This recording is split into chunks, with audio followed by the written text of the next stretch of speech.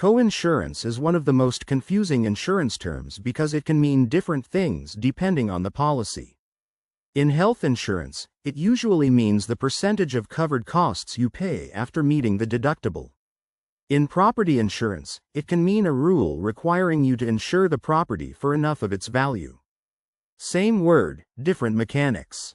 Start with health insurance. Suppose your policy has a deductible and then 20% coinsurance. If you have not met the deductible, you may pay the allowed cost until the deductible is reached. After that, the insurer pays part of covered services and you pay the coinsurance share.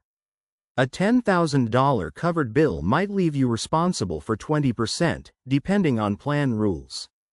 Coinsurance is different from a copay. A copay is usually a fixed amount, such as $30 for a visit. Coinsurance is a percentage, so the amount changes with the size of the bill.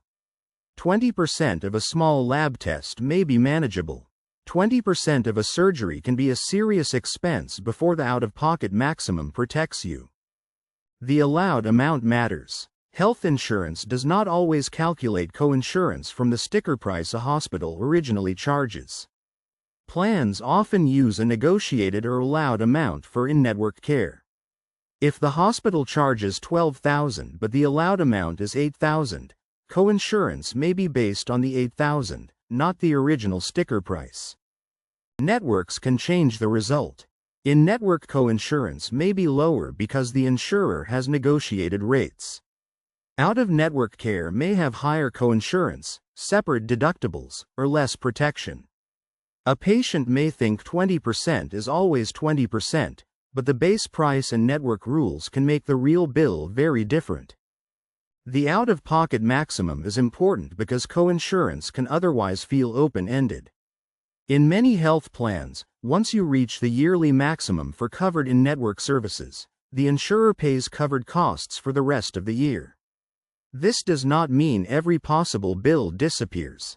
Non-covered care, out-of-network charges, or excluded services may still create costs. Here is a simple health example. A person has a $1,000 deductible, 20% coinsurance, and a $5,000 out-of-pocket maximum.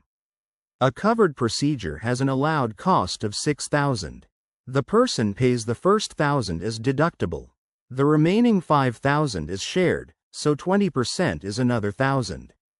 The total patient cost is $2,000, assuming no other rules apply. Now compare that to property insurance. Property coinsurance is not about splitting every claim by a percentage after a deductible. It is often a penalty rule. The policy may require the owner to insure the building for a certain percentage of its replacement value, such as 80%. If the owner carries too little insurance, a claim payout may be reduced. Imagine a building would cost $500,000 to rebuild. An 80% coinsurance requirement means the owner should carry at least $400,000 in coverage. If the owner only carries $200,000 and then has a partial loss, the insurer may pay only a reduced share. The penalty appears because the property was underinsured before the loss. Property coinsurance exists because insurance pricing depends on the amount at risk. If owners could insure a large building for a small amount and still receive full payment for partial losses, premiums would not reflect the real exposure. The coinsurance clause pushes owners to carry coverage closer to the property's true replacement cost. This is where many people get surprised. A business owner may think, the damage was only $50,000, and my policy limit is $200,000, so I am safe. But if the building should have been insured for $400,000 under the coinsurance requirement, the payout may be reduced even though the loss is smaller than the policy limit. Deductibles still apply separately. In a property claim, the insurer may first calculate the coinsurance penalty, then subtract the deductible, depending on policy language. That order matters. A landlord, shop owner, or homeowner with a special policy should not guess. The declarations page and coinsurance clause need to be read together. The declarations page usually shows whether coinsurance applies. It may list a percentage, the insured value, and coverage limits. The problem is that many people only look at the premium and deductible. Coinsurance hides in the math. A low premium may come from a low insured value, but that choice can become expensive after a claim. Coinsurance also connects to inflation. If rebuilding costs rise and the policy limit stays the same, a property can become underinsured without the owner noticing. Lumber, labor, permits, and materials can change quickly. An annual coverage review helps make sure the insured value still makes sense, especially for buildings or expensive business property. For health insurance, the practical check is different. Look at deductible, coinsurance percentage, out-of-pocket maximum, network rules, and covered services. A plan with low premiums but high coinsurance can be risky for someone expecting surgery, childbirth, chronic treatment, or specialist care. The cheapest monthly premium is not always the cheapest yearly cost. For property insurance, ask whether the coverage limit is close to replacement cost, not just market value. Market value includes land, location, and buyer demand. Replacement cost focuses on rebuilding the structure. A building may sell for one number and cost another number to rebuild. Coinsurance usually cares about the rebuild exposure. Coinsurance is not automatically bad. It is a cost-sharing or coverage discipline tool. In health insurance, it shares covered expenses between patient and insurer. In property insurance, it discourages underinsurance.